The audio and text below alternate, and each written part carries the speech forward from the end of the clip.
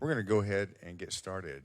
And first thing I want to do is introduce myself to you. My name is Brian Blackwell, and it is my honor and privilege to serve as Managing Director at Mentors Care. I came on board last August. I'm in my second career. My first career, I was an educator for 29 years. And during that time, I saw the great things that Mentors Care was doing. I watched kids who struggled in middle school go to high school, that I was scared to death to send to high school, and then they got involved in Mentors Care and they turned things around. And so it is just an honor and privilege. And the first thing I want to do is thank you so much for giving up a Monday night. You might want to go to HEB when you leave here, because I've heard there's a run on milk and bread. I don't know what happens in Texas. They're eating bread and drinking milk when it gets icy, but you might want to go when we get done here. But thank you for giving up your Monday night. We really, really appreciate you. And we've got a kind of a vast array, not a vast array, we've got several different types of folks here. How many of you are mentors?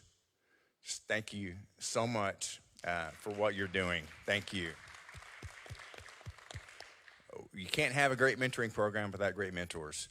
And that 1 hour that you invest every week is literally changing kids' lives. You may not see it today, you may not see it tomorrow, but you're going to eventually see it. I believe it because I've seen it. I watched it from the outside. I got involved in Mentors Care last year as a volunteer. I sat where you sat last year. I was a mentor at Midlothian High School and loved it and saw the greatness. And when I decided to make a career change and walk away from public school, this was just a blessing to me to be able to walk in. And it happens because of the mentors, and it happens because of our coordinators. So if you're a coordinator, would you please stand up at one of our campuses? Coordinators, please stand up.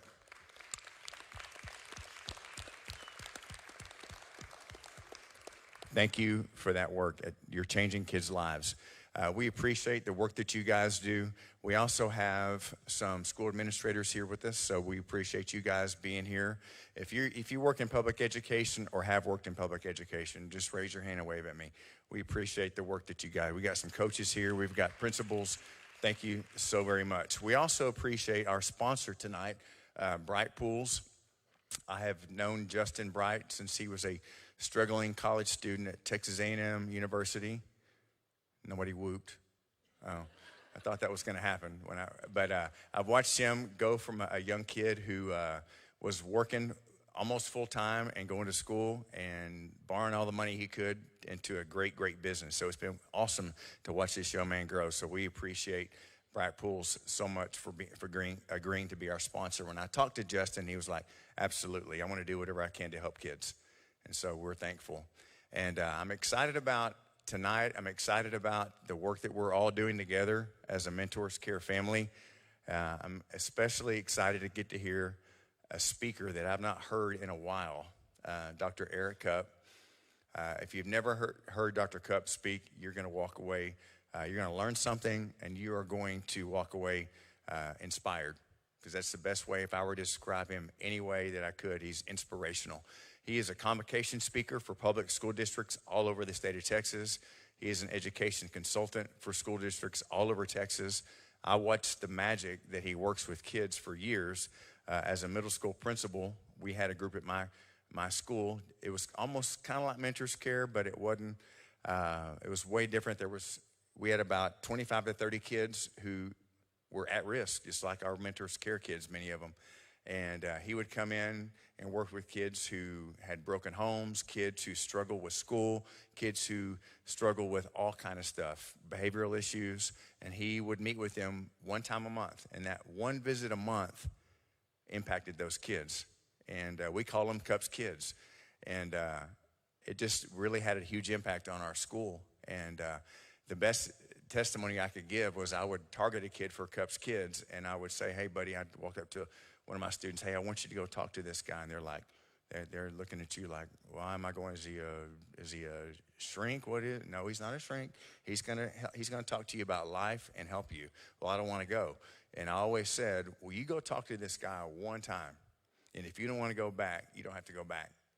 And not one time did a kid ever not want to go back. In fact, most of them would find me and say, hey, I want to go back and talk to him. And so just knowing that he was there for them, just like you as a mentor, knowing that you're there for those kids makes a huge impact. So Eric he's a dear friend. He's a great speaker. I'm honored to count him as a friend. So please help me welcome Dr. Eric Cupp. Thank you, bud. All right, good evening. Thank you, Brian. We've been buddies for a long time. Hi, Coach. Boy, we had some good times over there at the Grove, didn't we? And so many of you I know, and it's good to see you and be back around. I do still travel all over, but hadn't been around this area just a whole lot lately. I'm glad my wife's not here, because every time I get these great introductions, they're like, y'all don't know him. Come on. So, you got to be real. But tonight we've got about 50 minutes, and so everybody on the front row, when I get to about 5 minutes of my time, give me one of those, because if I get to telling stories or stuff, I'm going to get lost, okay? And I don't always know exactly what I'm going to say when I stand up. So give me a 5-minute sign, and I'll just shut up, because there's always some more that we could do. In 1968, a long time ago, my parents were in those late 30s years,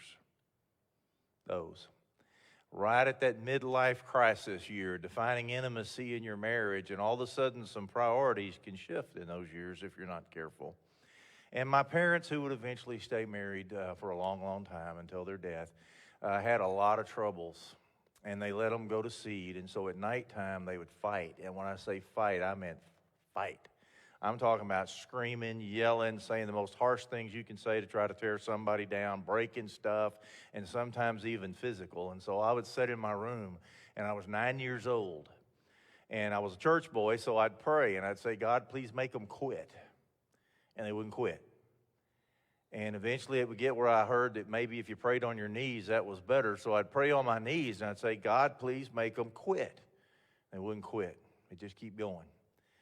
And through the weeks and the months, eventually I prayed flat on my face, God, make them stop. And they never stopped. And so what I learned out of all of that as a little bitty boy was, God doesn't listen to me.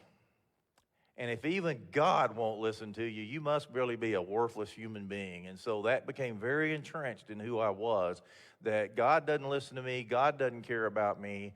Therefore, why would I care just a whole lot about myself? Now, the problem with that sort of a pain in a child is, folks, it doesn't stop there. And that's what's important for all of us to know, and that's what's important for mentors to know, is that sort of pain in life snowballs upon itself.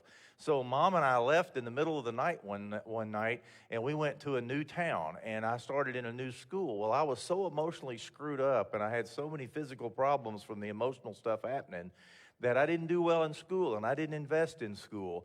And I didn't want to do my schoolwork because it made me sick to even think about it. I didn't want to be at school. And the teachers just thought I was a bad kid. Now, I love teachers. I've spent my whole career with teachers, and I believe in educators. But I had one that wasn't the best. And one day, after missing a lot of school and not doing well in school, I just went up to her desk and I said, can I go to the bathroom? Here's her exact words. And I'm not missing a lick. This is in concrete, because this is what pain and trauma does. She looked me straight in the eyes and said, you're a bad kid. You'll never make anything of yourself. You'll drop out of school and be on the streets, and I wish you weren't here. Sit down. Verbatim. A long time ago. And see, but it doesn't just stop there, because we moved. Mom and Dad got back together. Hallelujah. That's a good day. We moved to a brand new town, and that's a great thing. New start. This school had an odd practice. This is not a good thing for principals to do, I don't think. But the way they grouped their classes and grades were by divisions according to ability. So there were 6 classes in 6th grade, and you had 6-1, 6-2, 6-3, 6-4, 6-5, 6-6. That's according to how smart they thought you were. Well, I got to school and found out I was in 6-2, and I got all cocky. I thought even though I had a bad year next year, they think I am one off of the best kids in school. Then I started observing things, and I noticed that all the brainiacs were in 6-6 and 6-5. That meant they thought I couldn't spell my name. But folks, the reason I'm sharing this with you is that's what happens to kids in trauma. It doesn't just stop in one place. It just balls up, and it keeps happening all over the place. And when a kid suffers pain, and when a kid suffers loss and trauma, and I'm going to talk about trauma tonight a lot, because when we talk about grief and loss, what you're really talking about is trauma. And there's a lot of way that trauma comes. So grief and loss, I'm bundling up here. But what I want you to know is when a kid gets damaged, they don't remember that in terms of story. They don't remember that in terms of words. What they do is they remember pictures and movie. And they take that movie and those pictures and they tie all of their emotions in it. And then all their senses get tied up into what they've experienced. And wherever they go as a kid, when anything puts them under stress, when anything acts up and they get stressed out, all of this stuff comes washing up from the past that's now connected to a new event. And then they hit this wonderful stage called fight and flight. And they either fight with us or they run from us, and we're trying to build a relationship with them. And it's really, really hard because they got all these pictures coming up from the past, right? So you ask, all right, Cupp, then how did you get from 1968, a screwed up little boy, to standing in First Baptist Waxahachie tonight? Well, maybe I'll tell you about that when I'll tell you a few other things first. Where does grief and loss, trauma come from? Well, it comes from something called ACEs, adverse childhood experiences, right? Now, many of you studied the ACEs, right? Very important. If you've not studied the ACEs and you want to work with kids, go back and study some of this stuff. It's easy. You don't have to go get a PhD in it. Just Google it. What can you not Google these days? I mean, everything can be Googled. Google the ACEs, adverse childhood experiences. Well, what are those things? Here's what they can be, and here's what kids go through. Okay, they're going through things like abuse. You've got physical abuse, you've got sexual abuse, you've got verbal abuse. Just this week, sometimes, Brian, I need to learn to keep my mouth shut, but it's hard sometimes. I was at a competitive event, and this dad was talking to this little girl. I don't know. When you're my age, everybody looks young. I mean, a 40-year-old can't be more than 20, can they? But there's a little girl, I don't know, 7, 8 years old, and she's at a competitive event, and this guy is just screaming at her, dropping F-bombs at her and cussing at her, telling her to go and compete. I couldn't take it. I just said, Bud, I hope you realize that someday she's going to look for a man who treats her the way you do. And she's going to be attracted to men that speak to her the way you speak.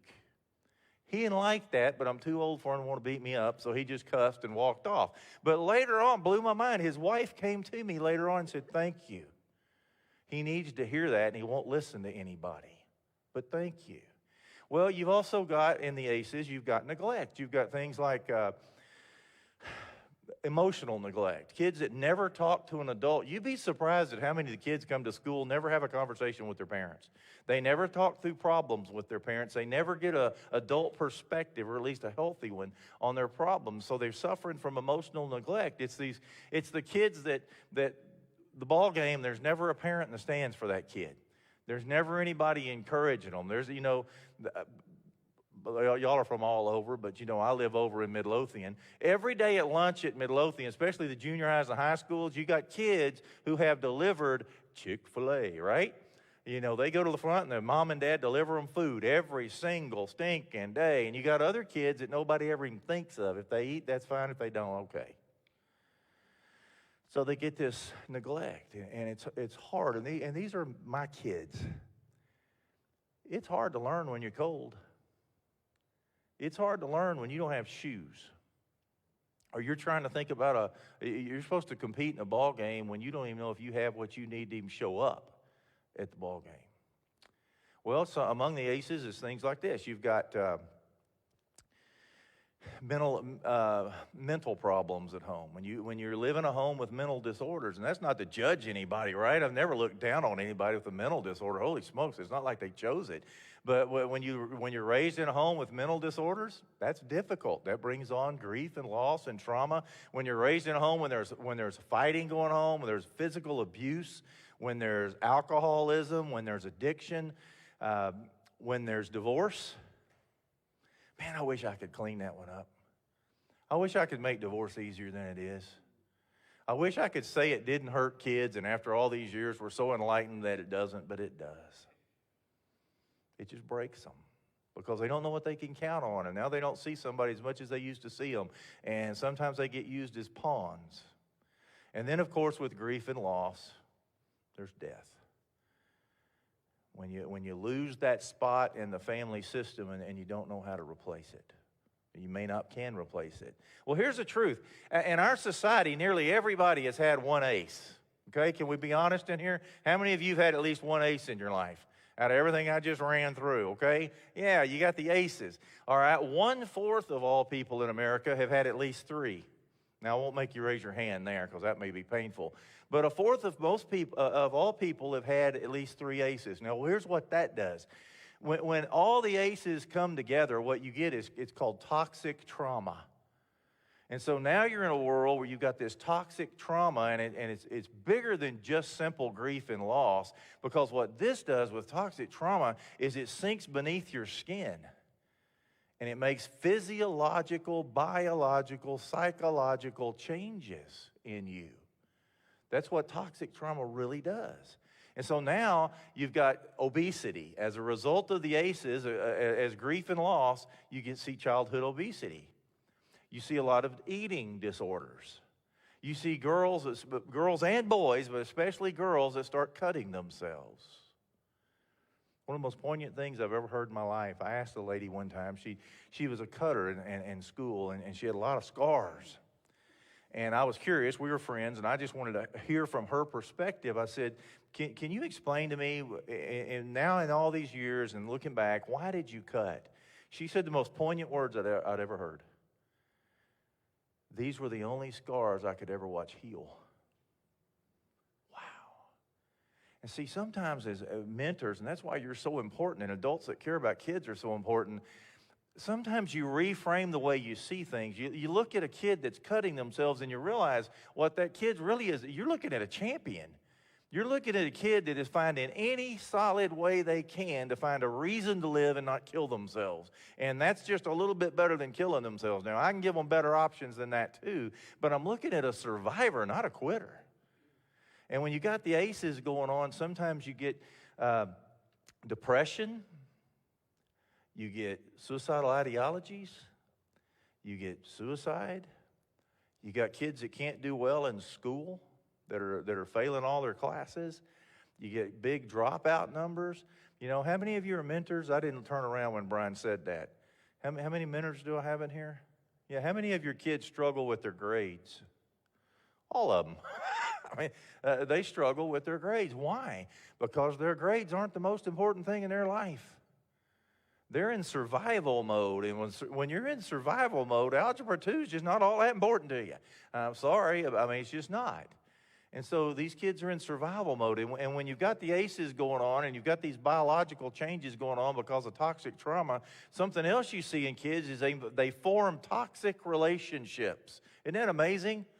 I heard a speaker one time, don't quote me on this. I bet this is going on Facebook, isn't it? Okay, you can blank this out. Here's what this speaker said. He said, you can let 2 nuts out in New York, one on either side of New York City, and they'll have lunch at 11. I'm just telling you, another way to say that is we all find people with mutual baggage. You know, does that make sense? If I'm low self-esteem, I'll go find somebody to beat me up. And so what happens is these poor kids, it's almost a miracle. I don't know how they do it, but they come to school with their baggage and their pain and their hurt and their toxicity, and they find each other. And they're convinced that this person is going to make them happy, and what they've done is they've formed a relationship like 2 vampires. You ever notice it's hard for 2 vampires to have a relationship? They can't exchange just a whole lot. And so what they do is they suck each other dry. And that's part of what's coming from the toxicity of the pain and the loss and the grief that they're having in their own life. This one will blow your mind if you've not been aware of the ACEs before. Did you know that trauma and grief can lead to heart disease? A lot of people with heart disease, arteriosclerosis, those are people who have unaddressed trauma from their life. Isn't that scary? That sometimes you can have kidney problems, liver problems from what's happened just relationally. You can get cancer. Folks have a greater proclivity for cancer if they've got unaddressed and unresolved trauma in their life. Strokes, COPD, and early death. Now take all of that, now this is off the ACEs, take all of that and think about now The other things our kids are having to deal with. Right now, our kids are facing racism like never before. It's a huge topic. Everybody's talking about it, and it is damaging because kids are struggling with this stuff.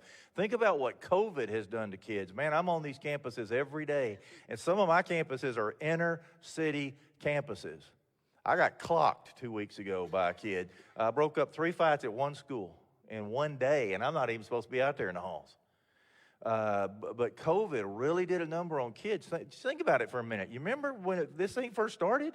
Brian's talking about people hoarding stuff. I mean, how much toilet paper do you need? But you got kids wondering, can I clean my hiney tonight? I mean, that's a good one to have to worry about. Where am I going to get a paper towel? There's not any food in the grocery stores. Okay, now I've got to stay away from people. I'm touchy-feely. I can't touch nobody. Kids build empathy in the context of their peers. They're not in the context of their peers anymore. But here's what really happened. If you really love kids, help them with this. Here's a huge thing that has happened due to COVID. All the kids were at home for a long time, right? And then their parents started working from home. Now these kids are involved in their parents' adult issues, and you got kids watching CNN and watching Fox and getting caught up in politics and getting caught up in all the anger and all the rage. And folks, that's on the campuses now. Because folks are mean right now. You notice that? Folks are angry. Holy smokes, I was riding my bicycle one day. True story, out riding my bicycle. Early in the morning, I'm in Houston.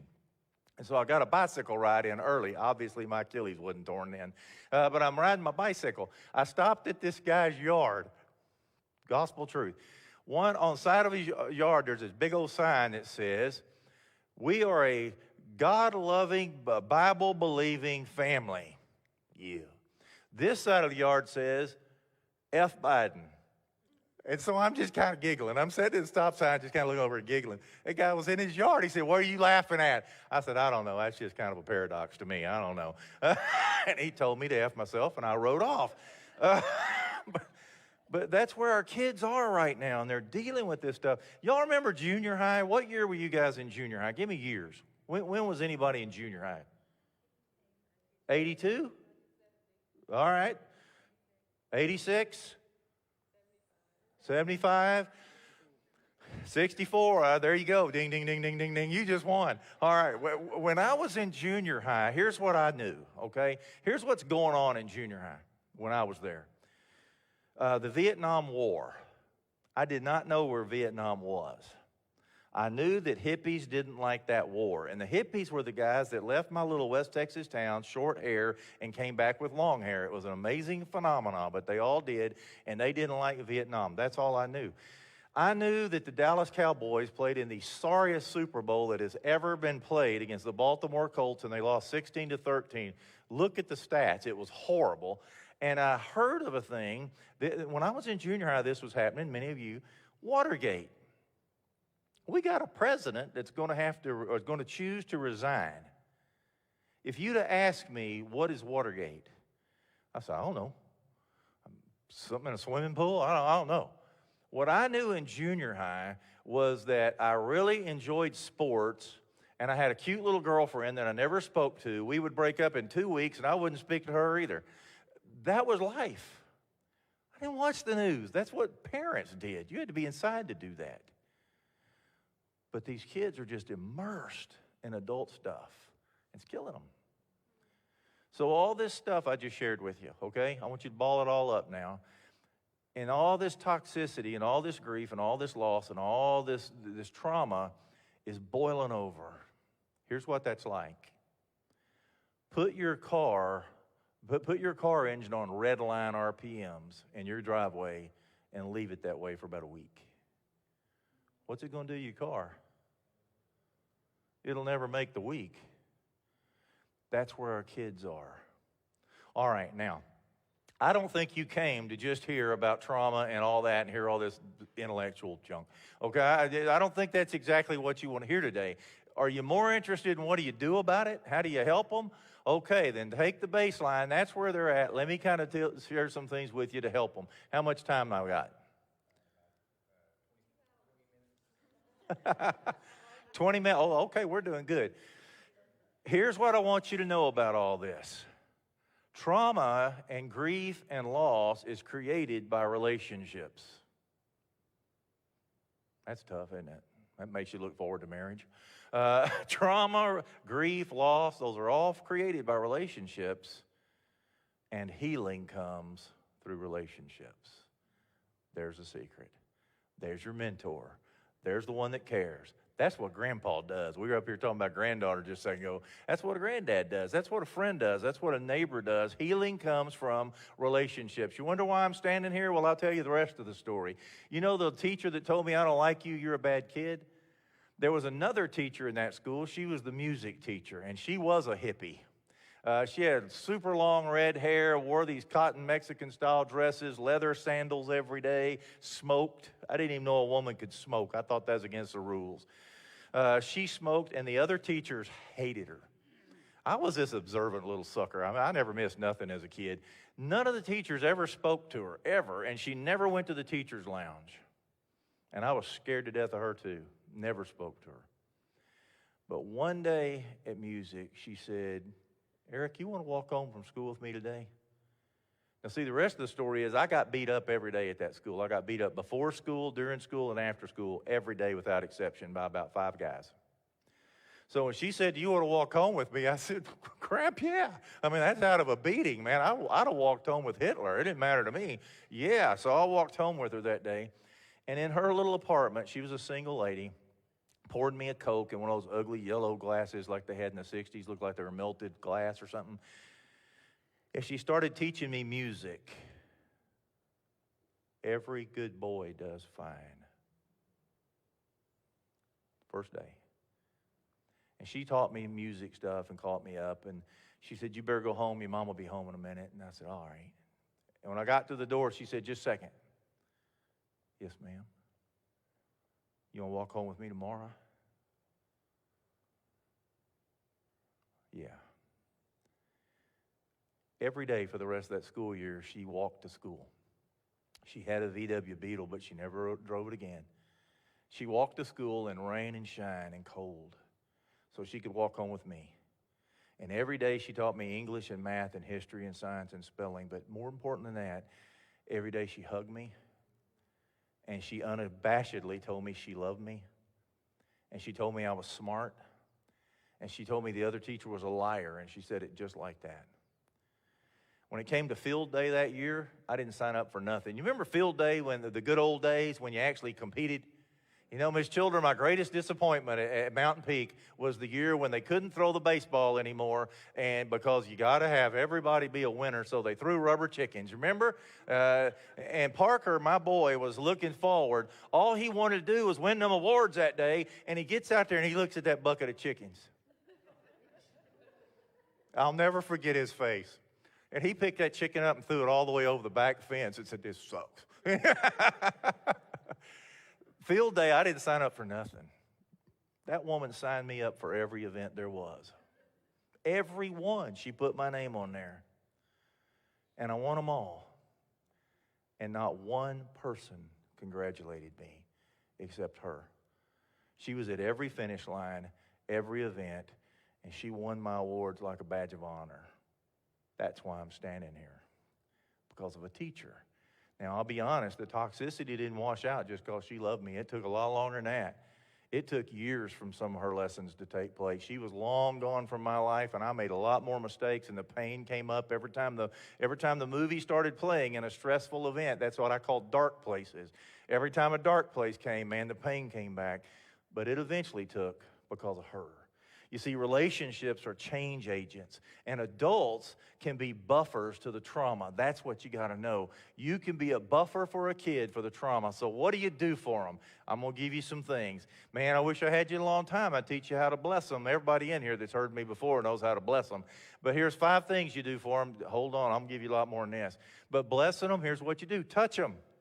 You don't have to hug them. Some of them don't want to be hugged. But give them those knucks. Give them those high fives. You know, Coach Limley right there, man, he used to coach at Cedar Hill. He's seen me 1,000 times come in there to speak. And when I walked in the back door, Coach tell you it's true, man. Those big old guys, they huge over there at Cedar Hill, tatted up, scary-looking boys, 20 of them headed for D1 football. And I'd walk in, and they'd all want to hug me. Coach Cupp, boom, and they hit me, give me those shoulder shrugs. And I'm thinking, crap, dude, I'm old, man. Quit hitting me like that. But that's their touch. Touch them, write them notes. Write these kids notes. Give them something to look at when you're gone. Care about you, do good, keep it up, can't wait to see you again. It's little notes. Talk about them. Find out what they want to talk about. Now, that's scary because they want to talk about scary things. Talk about them. Show them how they can take their skills and be successful. Show them where they can go with what they're good at. Because, folks, just because a kid doesn't go to college does not mean they have been left behind. There's a lot of kids out there that need to be building houses and working on cars and making those big wind things out in West Texas and all that. So show them that. Be committed to them. That's 5. Show them you're committed by always being there. Give them hope. I want to give you a formula now, and I know I'm throwing stuff at you, okay? I'm going to stay in my time frame. Here's a formula for hope. Hope equals desire plus expectation. Here's what that means. If I want it and I know I'm going to get it, I'm full of hope.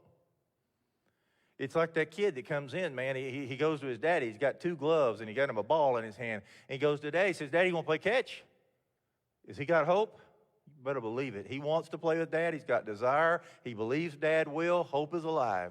And Dad says, son, I really do want to. I'm real busy right now. Let's do that another day. All right, Dad. Hope's not hurt. Comes back a week later. Got his gloves, got a ball. Dad, you want to play catch? Son, I really got a headache right now. Let's do that another time. All right, Dad. Comes back a week later. Daddy, you want to play ball? Son, Mom and I have got some stuff we need to do. Let's do that later on. Okay, Dad. And he never asked again. Now, before hope got lost, what did he lose? Desire or expectation? He lost the expectation. Daddy ain't never going to play with me. It hurts real bad to want something you ain't never going to get. So he takes his own desire and he buries it, and hope is dead. A lot of the kids we work with, Dina, and you already know, they're hopeless. They don't have any expectation for what life can be. They don't have any expectation that they'll ever have a good marriage, or that they're ever going to be successful, or they'll ever live in a better house, or they'll ever have a decent car. And so they take that desire and they just bury it. And sometimes they get mean, but they're not mean. They're broken. You got to see beyond and past the meanness. They're just broken. That's all there is. And help them discover hope. Here's something else you do with these kids. You listen to them. Listen to them without shaming them. They're goofy. Do you remember when you were in high school and junior high? You remember some of the goofy things you thought? I mean, my sister seriously told my parents several things that I just thought were great, and I don't know how it was. I learned later. One thing she told them was, you can't get pregnant your first time. Oh my gosh. If one of my daughters said that to me, I think, I'd like to be patient, but I think I would say, where did you hear that? What kind of idiots do you hang out with? That came from your mother's side of the family, not mine, because you didn't, She also said if you have a silver dollar on your belly button, you can't get pregnant. Now, that's an old school thing to believe, but holy smokes. But these kids come up with some whoppers, boy, but just listen to them, listen to the goofy stuff, and don't shame them. Validate them. Validate that they're being heard, that they count as a human being, that they matter. Share with them what real happiness is. You know where I learned this one? Some lessons come later in life. Graphically learned this one. I was the first house built in the Hillcrest edition in Midlothian, over by Mountain Peak, the Hill Drive and all that. We were the very first house built there. And all the houses were building, and they'd send just crews after crews after crews, because those houses went fast. And it sounded like a war zone out there when they were building these homes. And I had this habit, because I like being outside and I enjoy watching it. So I'd sit outside and I'd just watch life go by. I'd watch these guys build their houses. And don't tell anybody, since I'm in the Baptist church, I'd have a beer or two out there with me. I'd have a Corona, and I'm watching them build houses, enjoying life. Well, the guys that build the houses, who are mostly illegal dudes, a lot of them don't speak English, would figure out that I like to sit in my yard. So they'd stop at the end of the day, right at dark time. Sometimes they'd bring beans and tortillas. And we'd sit around and chat. We'd look at each other mostly because I didn't speak Spanish, they didn't speak English, but several of them spoke English all right. And when we got to know each other, one night this leader, this Spanish guy, Mexican dude, he says, "You know what's wrong with you gringos?" Think I'm about to find out. I said, "No, what?" He said, "You think you buy happiness by the square foot." I said, "What do you mean?" He said, "Man, I live in a little bitty trailer. I send all my money back to my family in Mexico. I eat beans and tortillas. I drink your beer, and I'm happier than you'll ever be." Wow. Teach these kids what real happiness is. Happiness is not big houses and stuff and better shoes. Happiness is when you love somebody and they love you. That's happiness. Share with them the truth. Accept them. Just accept them. These kids need acceptance so badly, just to be accepted for who they are. Now, that's a challenge because we got a lot of issues going on. You're going to find as a speaker, I'm always honest, and it doesn't matter, fire me, I'm old, I'll go home. I'm going to tell you the truth when I can. This year, the last 2 years out of COVID, I have faced more gender issues, sexuality issues than I ever have. I have more of those issues on one campus than I faced in an entire year all across Texas now. But those kids need acceptance. They need somebody that will listen to them. They need somebody that will talk through those issues with them. It gets hard sometimes. You know, I've got some kids in one town I won't mention, but I got this one girl that I really like to talk to, and I get confused. I mean, this is all new stuff, and so it's not non-binary, non-gender, all this stuff. I don't know.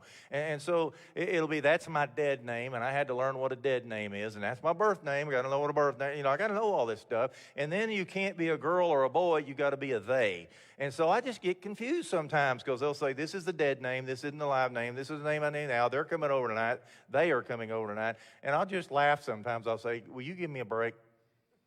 I am so lost. I don't know if you're having a party tonight or one person is coming to your house. Can you help me out here? And we just laugh and they just say, oh, Dr. Cupp, you're so goofy. Just accept. Be dependable. Don't say you'll be there and not show up. They got to know you're really going to be there. Teach them this. Teach them that good worlds swallow bad ones. This is one I've shared a long time, but I want you to share this with kids.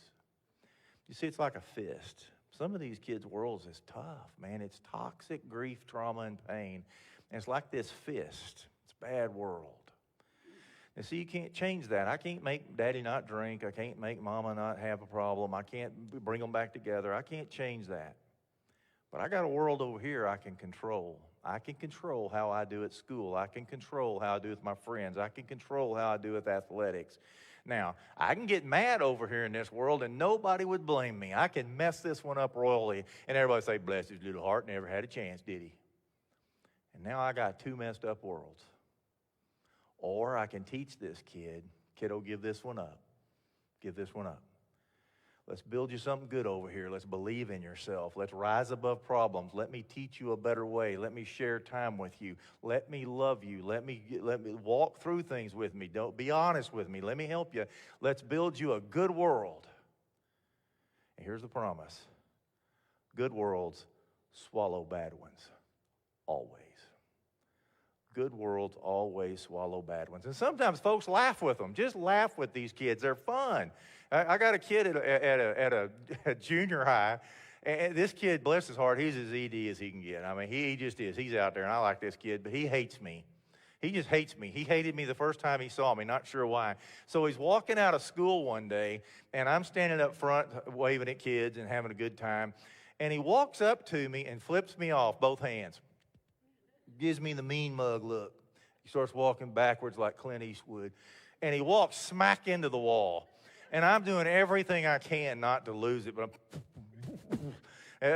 this kid's just funny. Next day he comes to school. I'm in the hall high-fiving kids when they're walking by my little room. This kid walks past me, flips me off again, stops about a foot from me, grabs his ankle, and passes gas for at least 5 seconds. I mean, it's the loudest thing I've ever heard. And most of the educators going, why didn't you kill him? Send him to DAP, put him on ice. That was the greatest disrespect I've ever seen in my life. I mean, he finished. I just said, dude, that is greatness. But you know what? He likes me now. And we get to talk, and we get to talk about how to handle things better. But guys, sometimes you got to laugh. And remember a verse from the Bible, and I hope I got time to tell you a story here, but remember this verse from the Bible. Love covers a multitude of sins. Now, you apply that the way you want to. You be a theologian, and you do your own exegesis. A lot of ways you can apply that. But these children have been sinned against. And when you love them, you cover it up. Love covers a multitude of sins. How much time I got? Oh, good. How many of you ever been to Savannah, Georgia? Yeah, it's the greatest place ever. It is so stinking romantic, man. Now, don't leave downtown. It's funky out there. But Savannah is the most gorgeous town. I got invited one year to go speak to the National Association of Legal Administrators. Now, this is East Coast, so these are powerful law offices like Baltimore, Washington, D.C., Philadelphia. And I love to go speak to these people because they're fun, man. They always put me up in these crazy hotels, and they leave cheesecake and champagne in my room when I get there that night. Mr. Blackwell, don't forget that. Anyway, I love it. So they said, will you come speak? I said, yes. I said, what's my topic? They said, visionary leadership. Oh, man, yeah. When am I speaking? They said, you're our opening keynote Friday morning, but we're going to pay for your hotel Friday night, Saturday night, and you can stay till Monday if you want to, say Sunday. And I said, oh, that's fantastic. So Melissa's going to go with me. Melissa's my wife. That's good that she's my wife, right? Okay, so Melissa's my wife. She's going to go with me, and I am fired up. Well, Wednesday before we're flying out on Thursday, life bites us, and Melissa can't go.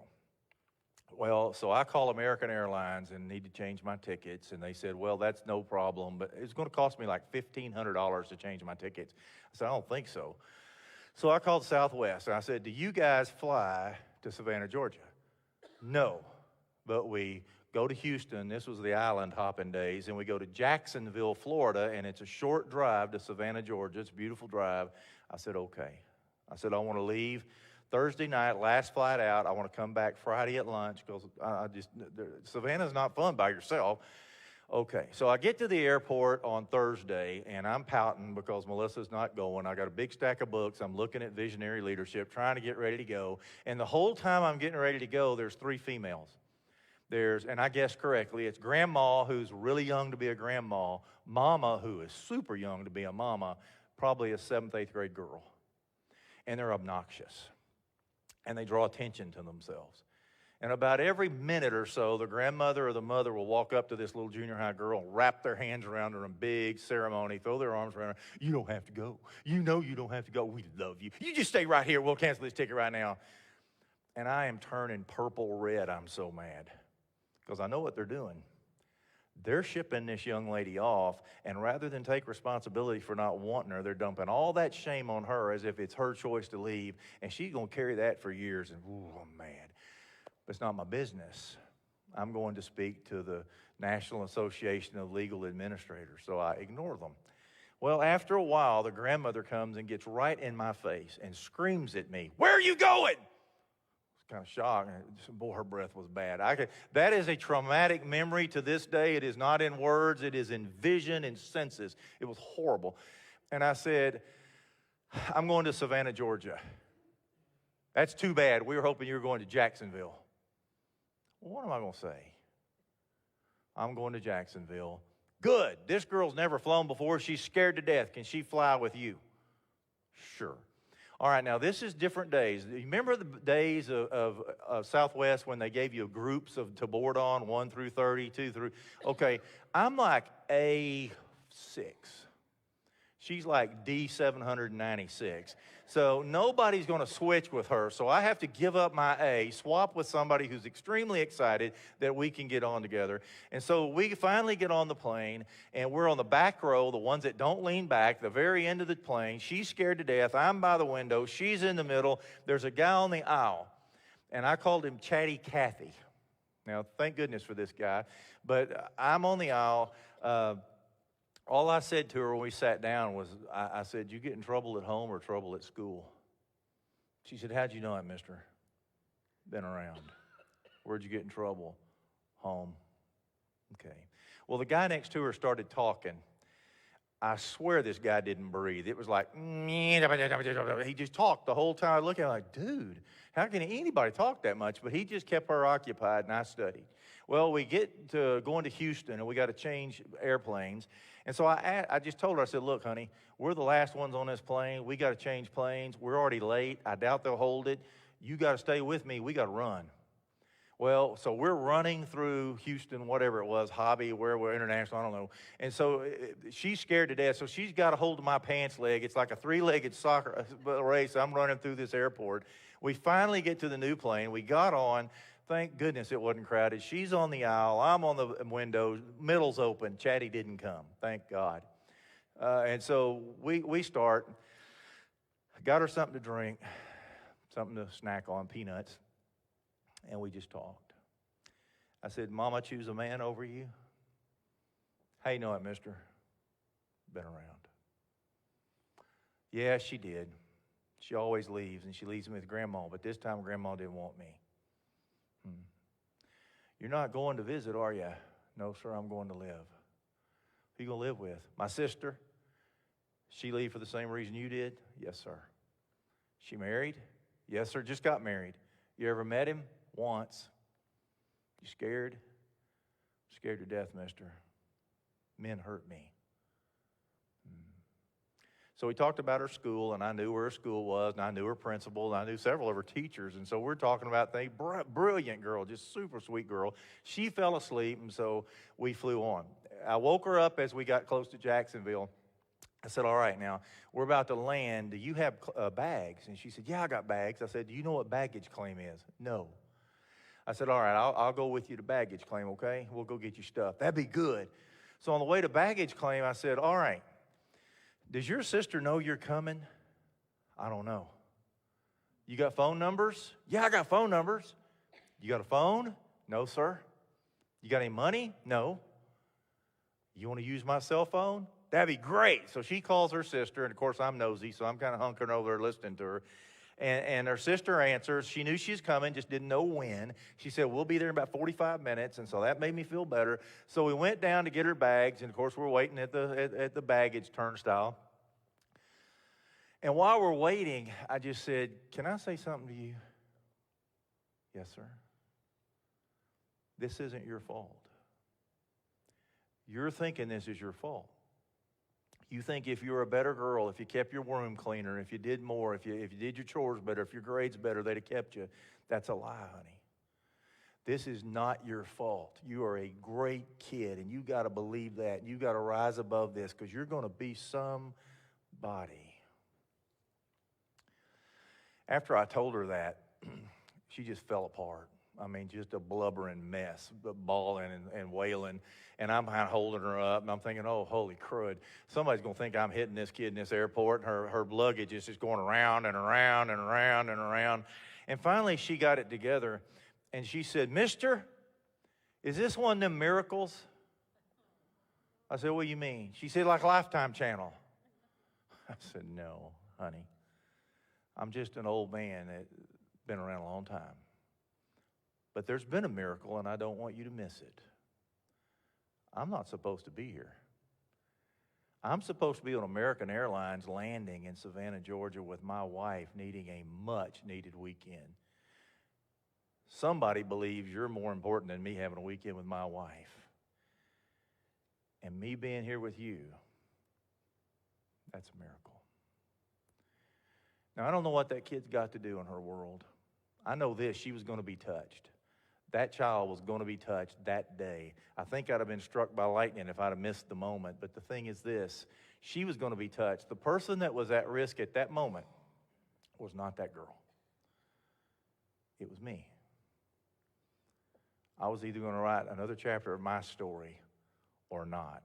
But that child was going to be touched. And here's what I believe with all my heart for everybody that works with kids, for everybody that's a mentor, that everybody that works in this program. You have a divine calling. Every time you're with a child, you have a moment. You have a moment that you can change that kid's life. And you're there for a reason. You're here for a reason. And everywhere you go is for a reason. God bless. Thanks for listening to me.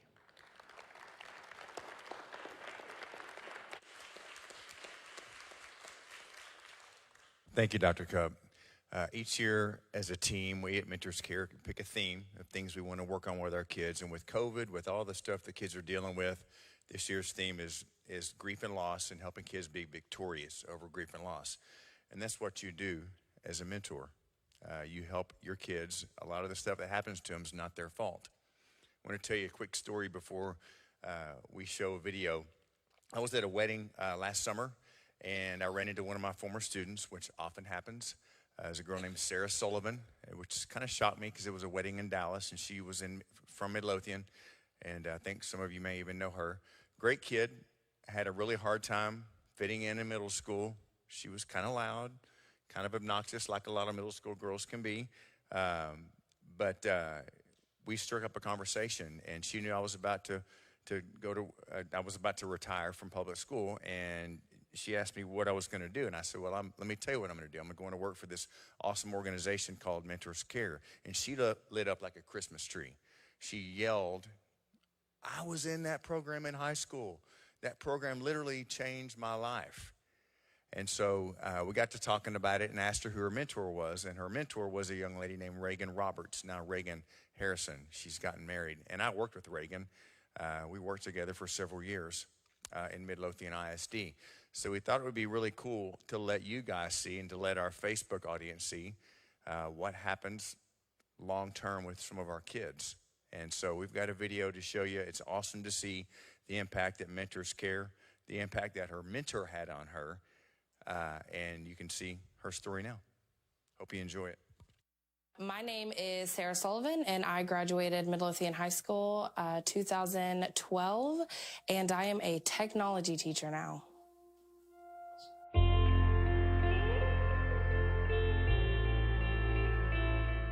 I'm Reagan Harrison. I mentored with Mentors Care from, I guess, fall of 2009 to spring of 2010.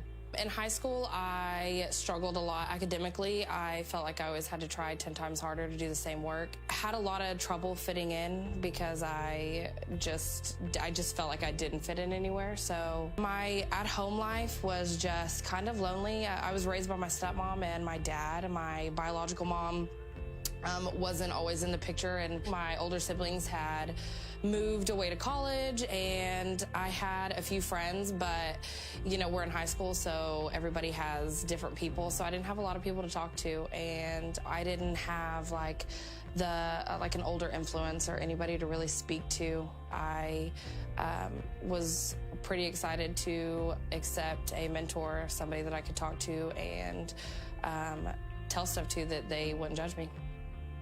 I got into the mentoring program. It was a few different things. I wanted a sense of purpose, maybe. You know, all my friends went off to college somewhere else, and I was at home. So how can I make, you know, my time at home mean something? So I chose to be a mentor in the program. And I don't know if it was me choosing it as much as God orchestrating that, you know, placing me in the program for Sarah at that time.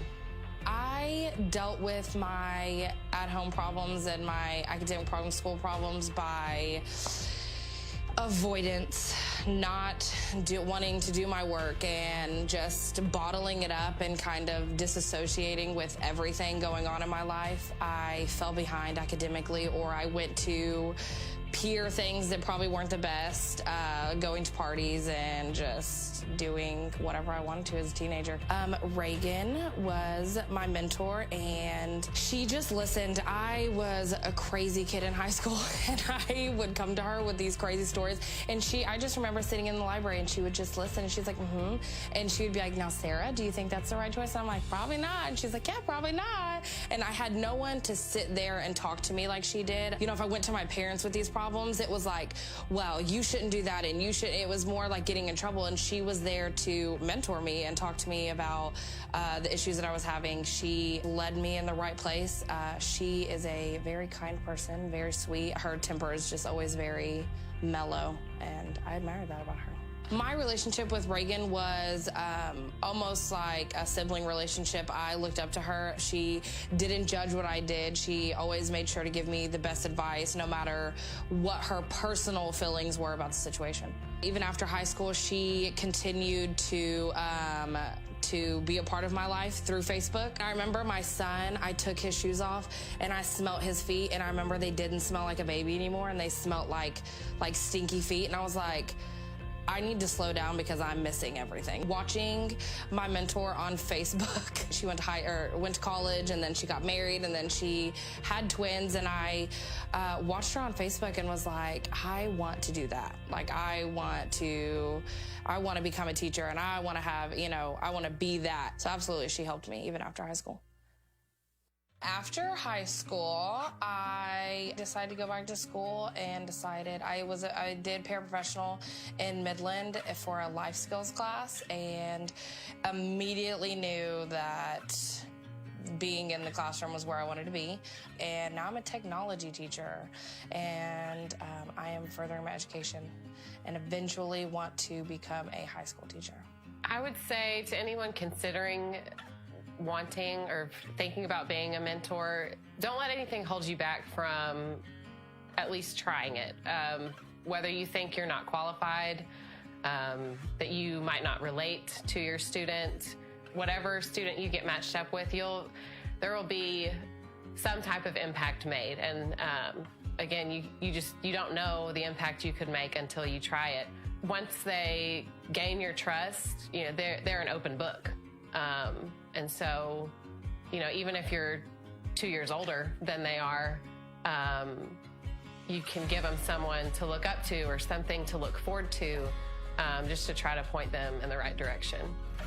When Reagan was my mentor, at first I was scared that it was going to be very one-sided, like I was going to go to a therapist and then just share my problems, and she was like, how does that make you feel? She tried to relate with things that were going on in my life, and she would tell me things about going on in her personal life, and I was like, oh my gosh, we're friends. Like, she's telling me this stuff.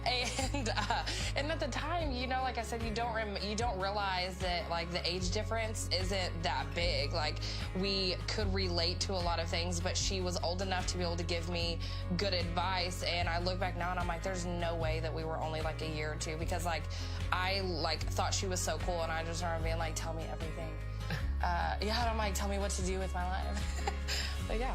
What I've wanted to say to you is that I'm just so proud of where you are now, and, seeing 10 years later and you make an impact on all of your students and your coworkers, and you're making a difference. I kind of always looked up to her. I don't want to say idolized, but I looked up to her. And I didn't have a lot of people to look up to, so I just wanted to mimic what she did. And look at me, ended up in the classroom because of Reagan. Because of Raisin here.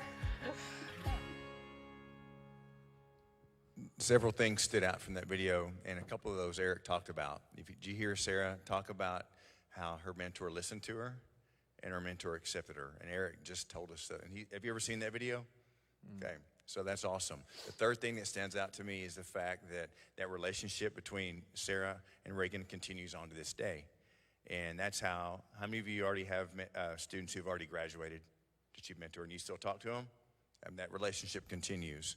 So thank you for that. And so it's just awesome to see the greatness of the program. And our goal tonight is to better equip you. So I hope that you enjoyed Dr. Cupp. And we're going to continue to equip you We've got a panel here of awesome people who are involved in Mentors Care, and they're going to ask Dr. Cupp a few questions, and I'm going to introduce them to you.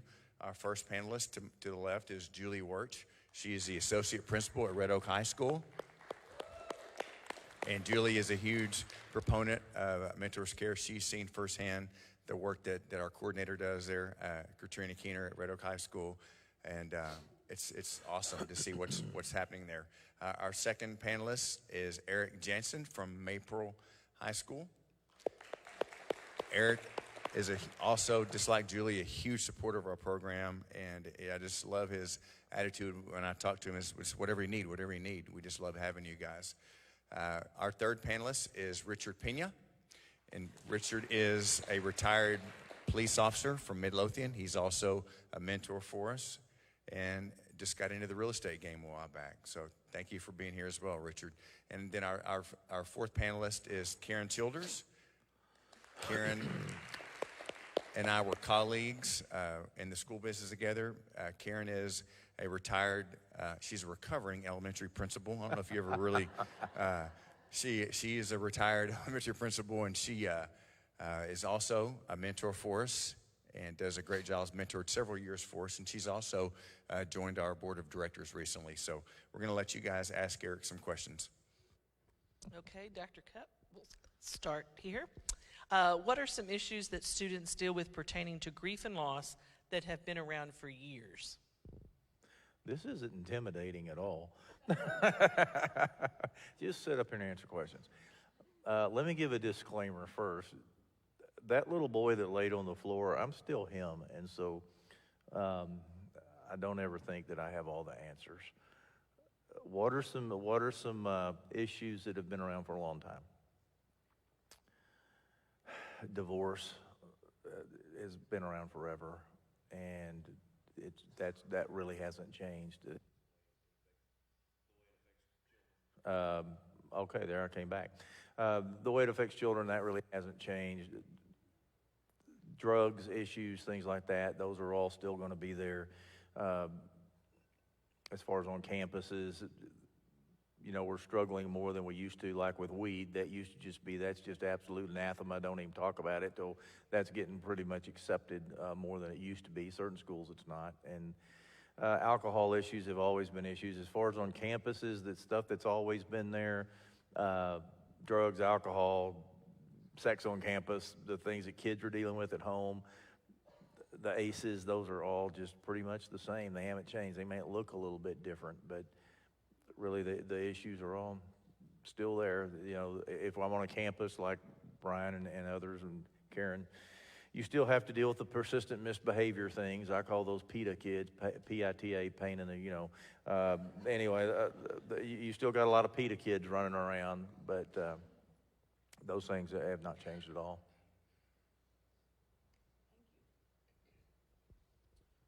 Dr. Cupp, what are some of the most recent struggles for students that have arisen in the past few years? COVID, absolutely. The past few years, COVID is a struggle. I mean, you've got, and it depends on what school system you're at, you know, like I can speak for Midlothian because my girls were in it then. They did very well at turning to and getting online and handling some things, but that didn't help the developmental things that you need peers for. But coming out of COVID, you've got kids that some places that are in 7th and 8th grade that are still on a 4th grade level. You know, I've got a junior high that I work with that I do journaling with the kids, and they can't write sentences. And so they're way behind, and some kids just developmentally, academically are just way back there. And so that's a new one. We've never faced that, and who knows where that's going to go. Who knows what sort of gap there'll be. But with COVID, I think the new issues we face is the anger that kids have, the trying to sort through the adult issues like I talked about. We really need to insulate them from that. We need to really get kids off of, you can't get them off of social media, but we need to get them off of adult social media. And, you know, this is me just kind of beating my own soap stick, but us adults need to get kids out of these arguments. The anger among adults is just not acceptable, and people are so mean and so hateful, and we've lost our boundaries. We'll say anything, we'll do anything, and children carry that on without any wisdom. They don't have the wisdom to know what to do. And so I'd say that the last few years that the COVID has been huge. The sexuality issues are far bigger than they've ever been. COVID has made that even worse, but you know, I think if somebody walked onto a school campus that hadn't been on a school campus in 10 years, they'd be really, really stunned with some of those issues. And kids are a lot more aggressive than they used to be. I hope that gets close. Dr. Cupp, how can students break the cycle of unhealthy home and personal relationships? Unhealthy home, and what type of relationship? Unhealthy. Okay. There's a lot of, man, I could go on this one, but mentors come in there, that's huge. How do you break that unhealthy home, unhealthy relationships? And one of the things I teach kids all the time is never, ever hate. Never hate, but learn from everything. And so one of the constant things I tell children is that parents sometimes teach us really good front door lessons, but sometimes they teach us really good back door lessons. And so sometimes a parent teaches you don't drink because they sat down with you and told you what it can do. And sometimes a parent teaches you don't drink because you've watched them get drunk every night. And so one of the ways is you just don't hate. You learn.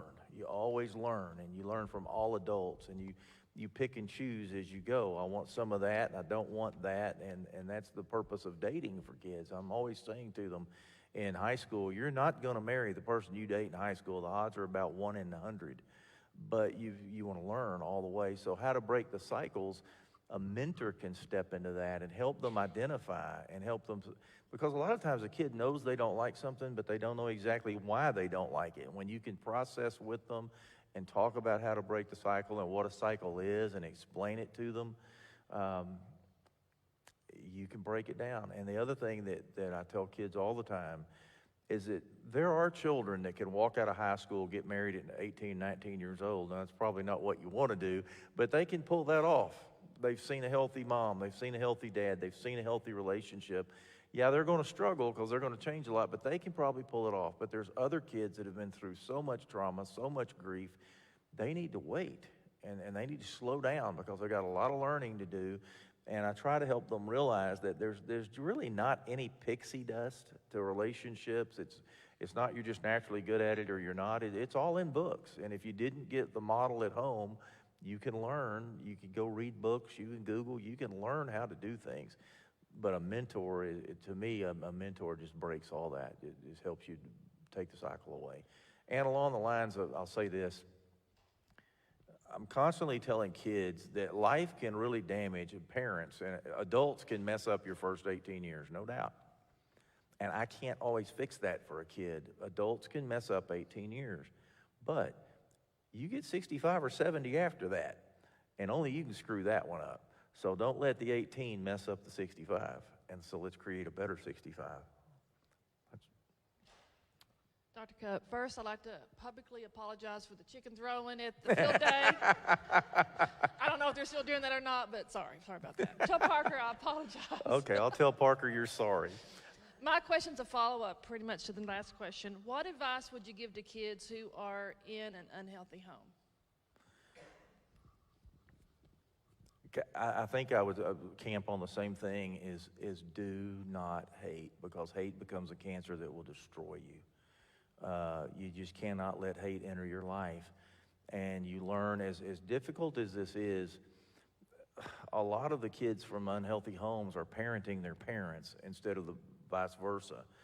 But I try to help them look at their parents with empathy, to not necessarily fix their parents, but to look with empathy at what's going on, how to learn the lessons of that, why you don't want to do the things that they're doing, and just process with them. And I never, ever, ever talk bad about a parent or anybody's home life, ever.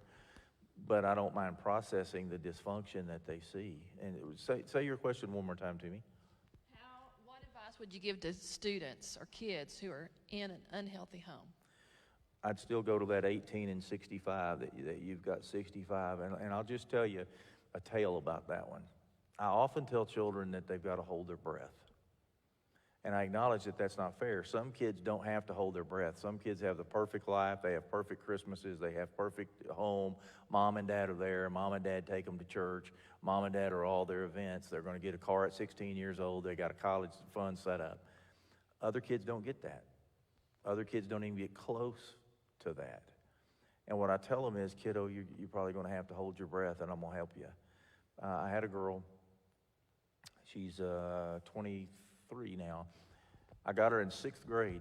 Her mother had prostituted her big sister out. Her mother was a crack-addicted prostitute, and she was prostituting her big sister. And she was about to with this girl, and CPS entered and took her away. She went and lived in a home with a dad that literally did not know she existed. For the first time, she said, "This is your dad," as she was going to prison or jail. And so she goes to this dad's house, which is a wonderful guy, but he didn't even know she existed. Stepmom that doesn't want her there. She's got a lot of baggage, a lot of anger, and she was mean, and she was a holy terror.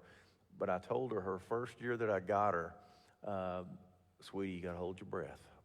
But we're going to build something. You just hang and hold that breath, and I'm going to help you. And we just built that relationship, and I was with her twice a month, all the way from 6th grade to 12th grade. And every year we'd say, all right, 6 more years, 5 more years, 4 more years. And I'm not going to lie, it was tough. She got in trouble a lot. She smoked a lot of weed. She was rebellious at times, but she did okay. She got her grades. She got through, and she made it. And on her senior year, the last time I would see her on campus, we had pizza together because she loved pizza. She could eat more pizza than anybody ever saw in my life. But we had pizza together, and she said, "Do you remember what you told me the first day we met?" I said, "Yeah." "Do you?" And she said, "You told me to hold my breath." And we both were bawling, and she said, "I did it." She called me about a year after graduation because most kids get my number, and so, and that's an interesting thing. By the way, one of my first boys from my first group called me 2 summers ago. He is now 57 years old. That's kind of bad. But she called me about a year later, and she said, "You know, Dr. Cupp, all those years you told me to hold my breath?" I said, "Yeah." She said, "But you never taught me how to breathe." She said, "I taught myself." That's good, huh? I said, "Yeah, I think that's pretty good." So that's about as close to that answer as I think I could get. What advice would you give to mentors, counselors, and other adults who work with teens consistently who struggle with grief and loss? Read that to me one more time. I want to think that through better. What advice would you give to mentors? I know we have some of our counselors here, and other adults who work with teens who struggle with grief and loss. Okay, that's a big one. But got to have a lot of consistency. You've got to have loads of determination because they are going to push you away before they let you in, and they're probably going to push pretty hard. They've been hurt so badly and they don't trust, and you've got to earn their trust. And the way you do that is with consistency and acceptance and love. And I think the biggest thing I would say to anybody that deals with kids that are suffering from grief and loss is just love them. I mean, you don't always have to have the right words. You know, people quite often come to me for advice, and I'm constantly telling people, I don't have pixie dust. I don't have all the answers. I don't always know what to say. I've not seen every situation. But one thing is undoubted with a kid is I'm going to love them. And as long as they know you love them and you're going to be there and you're going to be consistent, then in all likelihood they're going to be okay.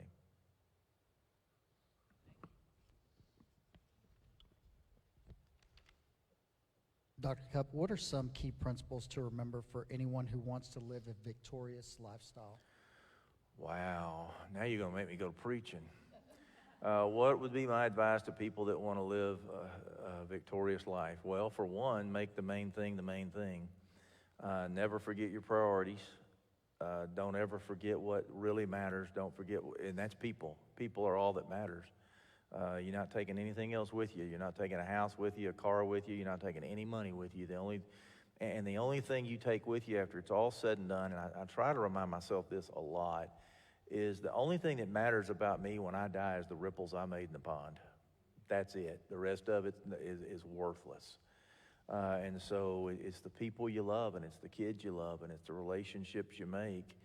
And the way you live a victorious life is someday when you can sit on the front porch in a rocker and say, looky what we did, and celebrate life that you've created. And the way I tell somebody to do that is what I call walking the line, is put a point out in time wherever you want that to be, whether that's your 50th birthday or 60th, or that's retirement, or that's the day you get buried, and determine where do you want to be when you get to this day. When you get to this point, what do you want to be true, and write it all down. And then draw a straight line to it and determine what's got to happen to get there, and then walk the line.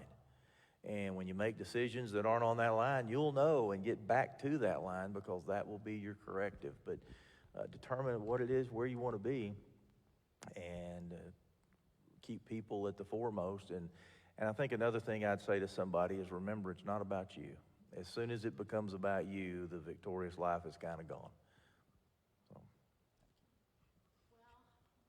Great way to end that. Thank you so much, everybody. Thank you. We are done for the night. I just can't believe we're already done. So I do have some thank yous and some announcements to make. First of all, thank you all for being here.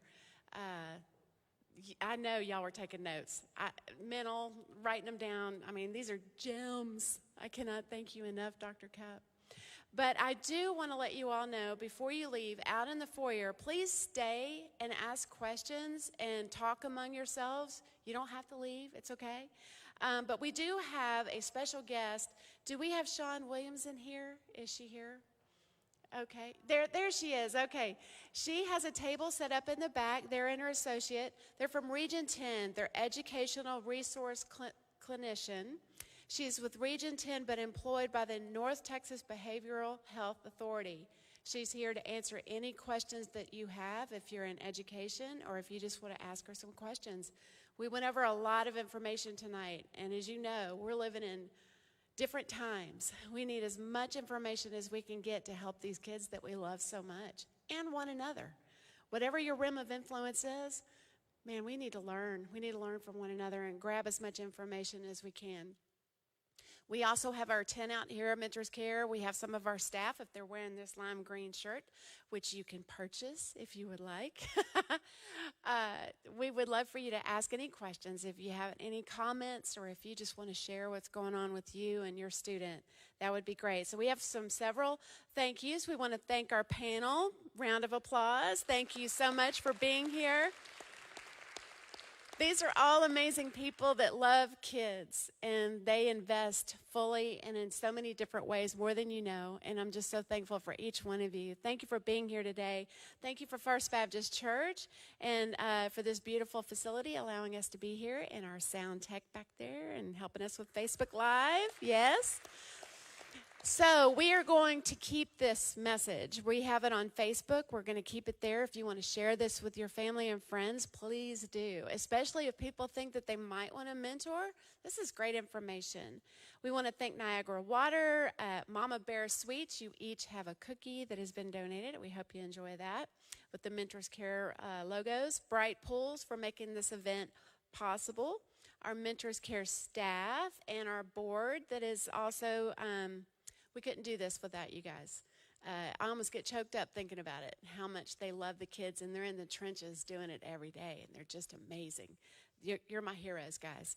I want to thank especially Eve Marie Peach, who is our Master of Social Work coordinator. When I talked to her about our theme this year, she said, these kids are dealing with grief and loss. We got to talk about this, and it was so perfect. So thank you for that. Thank you for bringing this here. Yeah. Yep. Okay, so we have a lot of information now in our toolbox. There is a lot. And it can be overwhelming sometimes, all the information that's coming at you. But I just want to kind of circle back to some of the things you were saying. It really is simply just loving kids and showing up and being a friend. There's something huge about that. When the eyes lock and you lean into them and you really are listening to them, all of a sudden you are giving them hope that, okay, somebody really is noticing me. They can live in the same home with people that never give them time of day. And those are the kids that are going to have our ACEs scores. They're going to have a lot of issues throughout life, but giving them hope that somebody is sitting there every time they're supposed to be there, that's huge. That's a powerful message that is going to change lives forever. Just real quick, because we have a few more minutes, I'm going to share a story about Dr. Cupp. So I've known him for years, and we worked together at the high school, and he would come in. He had his Cupp's kids, and a lot of his kids were our kids. And I watched the magic, not only with our mentor, but Dr. Cupp would come in and just love these kids, and you could just see how much they loved him. But there was a moment that I had when he said, hey, I want you to come to the convocation at the high school. And I said, okay. And I'm sitting there, and he's giving this sermon. You know, he's kind of magical in his words. It's kind of silky smooth, and you're never going to forget what he talked about. And I'll never forget it. I remembered it was a crumbled up dollar bill, and he talked about how, hey, it's still going to spin the same, but people get irritated when you can't, when it's crumbled up and it's messed up and it's got missing corners. People don't like having those dollar bills, but they're still worth the same. Well, that's kind of our kids, And he was talking about heroes of people working with those kids, and he said, I want to acknowledge Dina Petty right now starting the Mentors Care Program, and I went, what? And I mean, people stood up and started clapping. I have a lot of ACEs on me because of my childhood. That's why I started all of this. And one of the things I do is I bottle up. I don't cry. All of a sudden, the tears were flowing. I was so moved and so touched that you said that. And it just reminds us how much we all need to hear that. We all need to hear somebody say, I notice you. Thank you. You're doing a great job. And these kids, that is going to carry them throughout the rest of their life. I still have kids. I talked to one today that I was with 10 years ago, 11 years ago, and just still needing to know that we care. And it's just awesome. It's the way life's supposed to be. So I just hope that you have walked away from here more inspired, more excited about the work that you're doing. And I cannot thank you enough, all of you, for being here, for being a mentor. Let's go out there and just love these kids. And let's love the world. Let's be that example to the world. We need more of it. I don't know. It reminds me of a commercial back in the 70s. A lot of you young people don't even know. You know. Coca-Cola commercial. We need more of that. We need more commercials that say stuff like that. Anyway, so thank y'all so much. Tell your friends. Just remember, this happens every year about the same time as the Super Bowl. See, you'll never forget now. You'll never forget. All right, y'all be blessed. Please be careful going home. And thank you, everybody, for being here. And stay. We have cookies. We have water. Please ask questions. All right, thank you, guys.